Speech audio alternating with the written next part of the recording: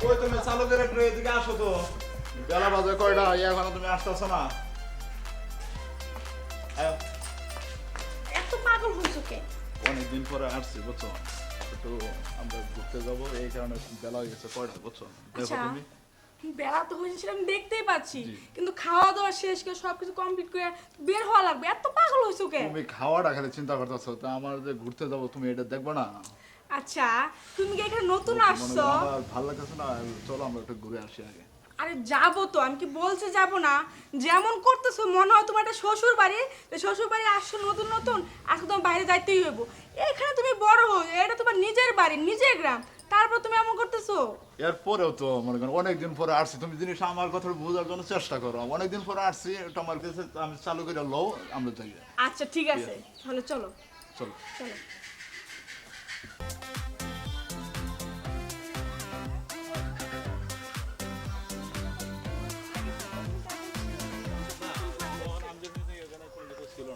সালাম আলাইকুম বড় ভাই। ওয়ালাইকুম আসসালাম, কি অবস্থা? ভালো আছেন?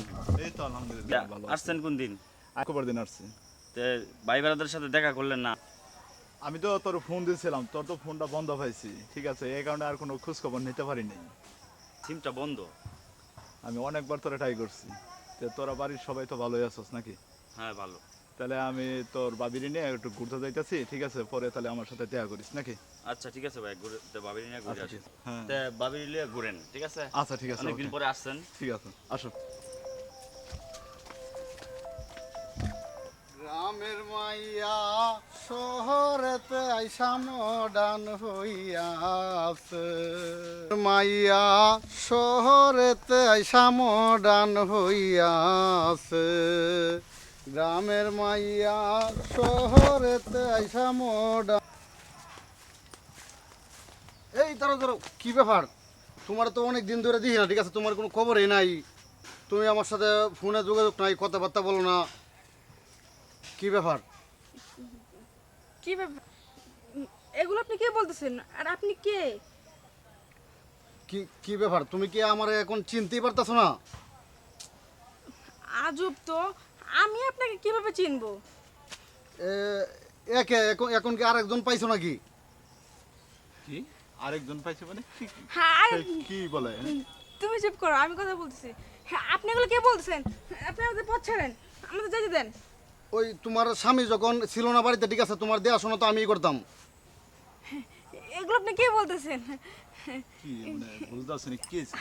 এই তুমি চুপ করো। এই কণ্ঠ দিয়ে আপনার কি হয়েছে?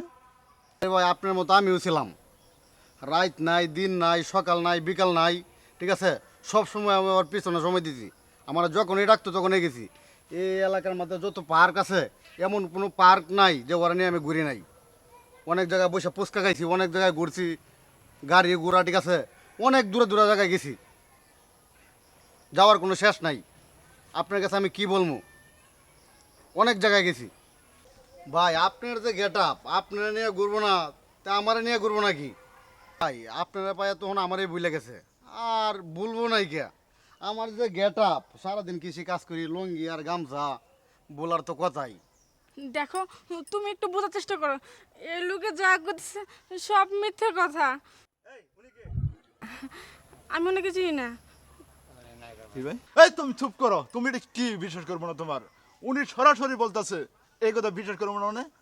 বিদেশ থেকে আমি এত এত টাকা পয়সা পাঠাইছি, তোমাকে ফোন দিলে আমি পাই নাই, মার সাথে কথা বলবো সেটাও পাই নাই। তুমি এখন এই ছেলের সাথে এত এত টাকা পাঠালাম, এই ছেলের সাথে তুমি টাকা পয়সা কেটছো, সব কি সংসারে লাগাইছো? আর তুমি এইসব কইরা মানে ঘুরতেছ? হ্যাঁ, এটা তো আজকে আমি সামনাসামনি পর। দেখো, তুমি একটু বোঝার চেষ্টা করো, এই লোকে যা করতেছে সব মিথ্যে কথা।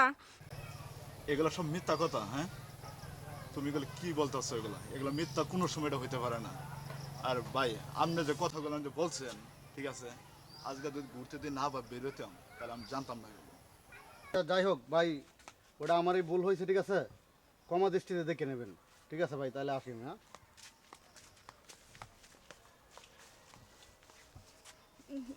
দেখো, আমার ভুল হয়ে গেছে, হ্যাঁ, এবারের মধ্যে তুমি আমার মাফ করে দাও। আরে তুমি এগুলো কি, তুমি মাফ করে দেবো মানে? আমি বিদেশ থেকে মানে এত পরিশ্রম করিয়া এত, তোমার তো ক্ষমা করবোই, তোমাদের মেয়ে মানুষরা অতিরিক্ত ভুল করবে আর ক্ষমা চাবে, এটা তোমাদের অভ্যেস। আমরা তো প্রবাস থাকি, তোমরা এটা কোনো মানুষে মানুষ মনে করো না। এই প্রবাস কার জন্য গেছি? আমাদের একটা ফ্যামিলির জন্যই তো গেছি। আর এত এত পরিশ্রম করার পরে টাকা পয়সা পাঠাইছি, আর তুমি এই একটা ছেলের সাথে এইভাবে তুমি সম্পর্ক করলা, সময় কাটাইলা এবং টাকা পয়সাগুলো নষ্ট করলা। এখন ব্যাংকে গেছি, ব্যাংকে কোনো টাকা পয়সা নাই, টাকা পয়সা কেড়ছো, আর তুমি এখন চাইতেছো আমারটা ক্ষমা। হে, ভালোই তো করছো, ভালো করছো। মানে সেটা গ্রামের মানুষও যদি শুনে, সেটা মান সম্মান আমার আর থাকবে না। আমার মান সম্মান তুমি একেবারে রাস্তায় মিশাই দিছো। আমার এবারের মতো মাফ করে দাও, আমি আর জীবনে এই ভুল করবো না। কি করা যাবে এখন? তুমি যে অবস্থা করছো, এখন তো ইজ্জত গেলে আমার ফ্যামিলি যাবে, আমার মা বাবার যাবে, আমার সংসার পরিবারের সমস্ত ইজ্জত রাস্তায় মিশবে। কি করা যাবে? আসো। এবারের মতো মাফ করো, মতো তুমি আমার মাফ করে দাও। কি করা যাবে এখন? যেটা তো ঘটনা ঘটে গেলাইছো, সেটা তো মাফ করা ছাড়া কোনো কিছু আমি দেখতেছি না। নেক্সট টাইমে তুমি আর এরকম কাজ যদি করো, আমি কিন্তু তোমাকে আমার সংসারে রাখবো না। আমি আর করবো না। এবার মতো তোমার মাফ করে দিলাম। চলো, ঘুরতে বেরোছি, ঘুরে আসি। চলো।